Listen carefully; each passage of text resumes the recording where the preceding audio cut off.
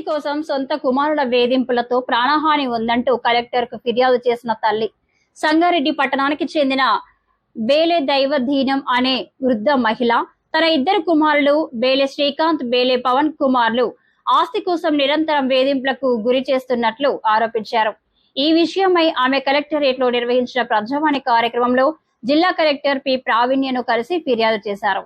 తన భర్త మరణానంతరం తనకు చెందిన ఆస్తిపై హక్కులు వదులుకోవాలని ఒత్తిడి తెస్తూ వేధిస్తున్నారని వృద్ధ మహిళ ఆవేదన వ్యక్తం చేశారు. తక్షణమే తనకు న్యాయం చేయాలని, కుమారుల వేధింపుల నుండి రక్షణ కల్పించాలని ఆమె కలెక్టర్ను వేడుకున్నారు. భర్త పదవి విరమణ నిధులు, తన బంగారం, భూములు బెదిరింపులతో తీసుకొని అమ్ముకున్నారని ఆమె ఆరోపించారు. తప్పుడు సర్టిఫికెట్ సృష్టించి తన హక్కులను దూరం చేశారని ఆరోపించారు.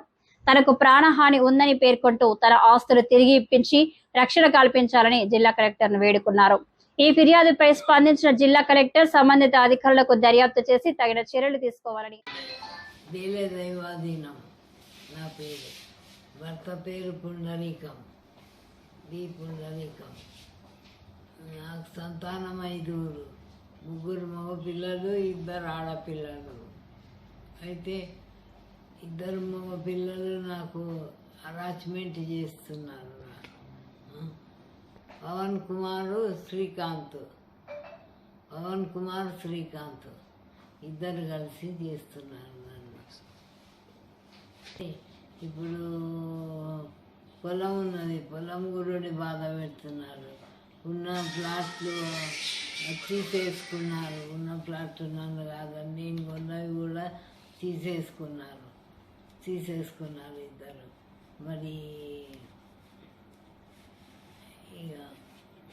ఇక మా ఆయనకు వచ్చిన పైసంతా, రిటైర్మెంట్ అయిన పైసంతా ఆయననే తీసుకున్నాడు. ఎవరికి పంచియలేదు, పిల్లలకు నాకు కానీ పంచియలేదు. ఆయనంతటా ఆయన తీసుకొని నాకు ఇవ్వలేదని చచ్చిపోయిన తర్వాత నాకు చెప్పాడు. మా ఆయన చెప్పాడు కూడా, ఇట్లా ఇచ్చాను పవన్ చూసుకుంటాడు మిమ్మల్ని అని చెప్పాడు. చూసుకోకుండా చచ్చిపోయిన తర్వాత నాకేమి ఇవ్వలేదు, నాకు తెలియదని చెప్పేసి అరాచ్మెంట్ చేశాడు. నన్ను చంపడానికి ప్రయత్నించాడు. ఒకరోజు గ్యాస్ తీసుకొని ఇట్లాగే పైసల విషయంలో కొట్లాట వచ్చింది. వస్తే ఆ పైసలు నేను ఇవ్వను. అంతకుముందు బాగానే ఇచ్చాడు డబ్బులు అన్నీ నేను చేసినప్పుడు. నా దగ్గర లేవు అనే వరకు నన్ను హత్యా ప్రయత్నం చేయడానికి గ్యాస్ దగ్గరికి తీసుకుపోయి గ్యాస్ అది పైపు విప్పడానికి ప్రయత్నించే వరకు ఈ వేలు కట్ అయింది కొద్దిగా. కట్ అయ్యి రక్తం కారుతుంటే అప్పుడు పక్కోళ్ళు వాళ్ళు వీళ్ళు నేను లొల్లి పెట్టా, ఏడ్చా బాగా. ఏడ్చే వరకు పక్కోళ్ళు వచ్చి చూసి బయటికి లాగేశారు నన్ను. లాగేసి ఇక మా పిల్లల దగ్గరికి వెళ్ళిపోయినా నేను.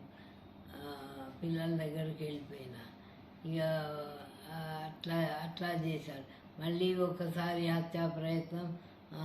ఇంట్లోనే పడుకోనున్న 2 భార్యాభర్తలు రాత్రిరంతా కూర్చొని మాట్లాడుకుంటున్నారు. నేను బాత్రూమ్కి వెళ్ళినప్పుడు కనబడ్డది.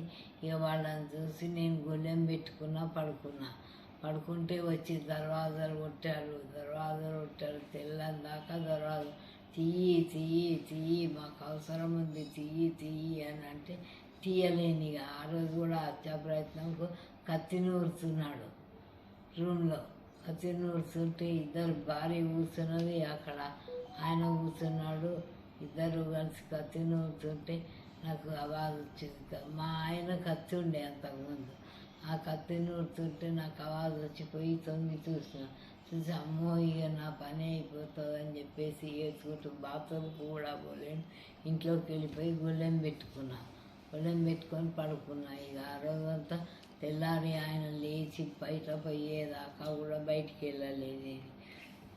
దర్వాజా తీయలేదు, వాళ్ళు ఎంత కొట్టినా కూడా తీయకుండా. ఇక అప్పుడు ఏం చేసినా నాకు రాత్రి అంతా ఏడ్చుకుంటూ కూర్చున్నా. ఎటో నాకు బీపీ, షుగర్ ఎక్కువైపోయింది. ఇదయ్యి నేను పొద్దున్న లేచి డాక్టర్ దగ్గరికి పోతానని బయలుదేరిన. బయలుదేరి వాళ్ళిద్దరు తల్లి బిడ్డలు ఇక్కడ పక్కకు కూర్చొని కూరగాయలు ఏరుతున్నారు. కూరగాయలు ఏరుతుంటే వాళ్ళ మధ్యలో నుండి పోయినా నేను. ఎక్కడివి ఎట్లా ఉన్నాను, ఎట్లా లేచాను అట్లానే పోయినా. ఇక చింపిరి బట్టలతోటి పోయినాను నేను. చింపిరి బట్టలు అంటే కట్టుకున్న బట్టలు అని. అట్లా పోయే వరకు ఏం చేశారు, మా పవన్కు ఫోన్ చేశారు. ఫోన్ చేసి చెప్తే మళ్ళీ బండి తీసుకొని రిటర్న్ వచ్చాడు.